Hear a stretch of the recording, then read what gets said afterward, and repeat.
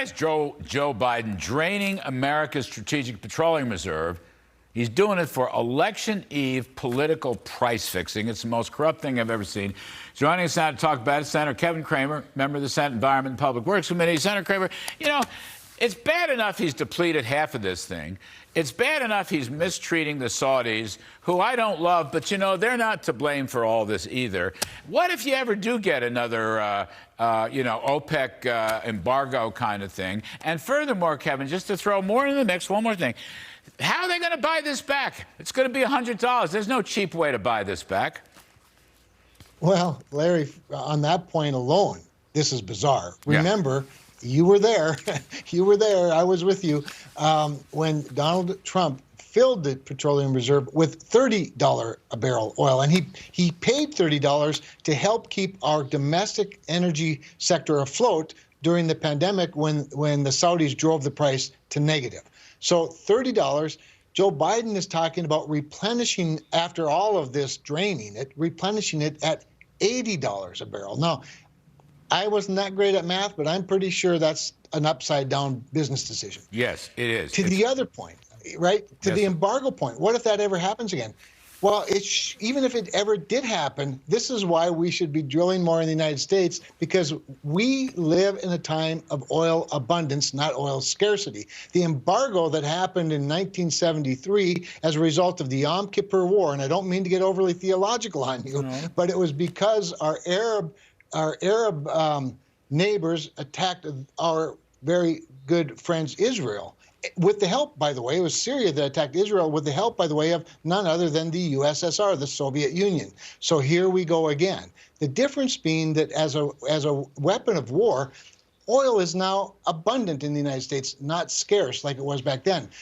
This is wrong on so many levels from a policy perspective. It's hard to imagine what the president's thinking, if he's thinking at all. And you know what else, Senator Cramer? I mean, here's Biden with these phony these phony taunts, these phony threats. We're going to show you consequences. Because Biden has wrecked our fossil fuel industry and turned the spigots off, he doesn't have any cards up his sleeve. And he's meanwhile treating the Saudis like dirt. The Saudis, by the way, voted against the Russian takeover of the Ukrainian provinces.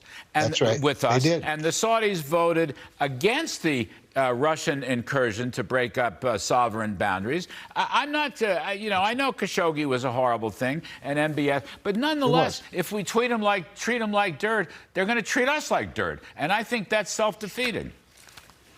Well, they are frenemies, if you will. I mean, let's face it. But they're very important to us right now in the Middle East at a time when, remember, this same president's negotiating with Iran, for crying out loud. Yep. Our leverage on Iran is Saudi Arabia. Our leverage on Saudi Arabia is the fact that we can be oil sufficient, independent, even abundant. We don't need them for oil, and we need to start playing our leverage rather than giving up our leverage and then talking tough as though they somehow owe us something. It's bad again on so many levels. Senator Cramer, also this I'm reading in the papers I hope I have this right.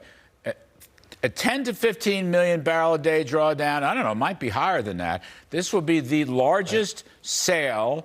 This is so patently corrupt on the eve of the midterm elections to knock down gasoline prices. I mean, I've never seen anything so corrupt and so transparent that it's going to backfire on them. It will backfire, Larry. First of all, it's going to have a minimal effect on the price of gasoline. Second of all, we're already down to only a 3-week supply. So let's just say, for example, that Hurricane Ian's younger brother, Hurricane Isaac, comes into the Gulf Coast and wipes out the coast of Texas and the coast of Louisiana. And suddenly we need all of that capacity that they were producing. And instead of unleashing the Bakken or unleashing West Texas or other areas of the United States, he instead needs to go to the SPRO, as we call it, the Strategic Petroleum Reserve. It's only been tapped 3 times, twice in times of war, and the other time during the Hurricane Katrina.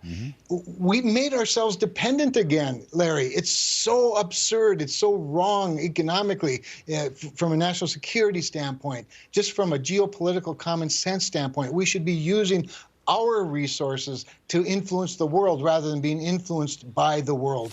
And it's, again, wrong on many levels. And it is, to your point, very transparent that he's doing this on the eve of an election, in an election year that's going very poorly for Democrats. And all he's doing is adding fuel to his own fire, really. He's not kidding anybody. He's not kidding anybody. This is pure corruption of the worst kind. Senator Cramer, Not as long as you and I are around. next week, we're going to have you back to talk about the GOP Senate and what they're going to do when the crisis comes. I didn't have time today because I went on about the new Gilded Age. But thank you for helping us, sir. You're always so terrific. It's important stuff.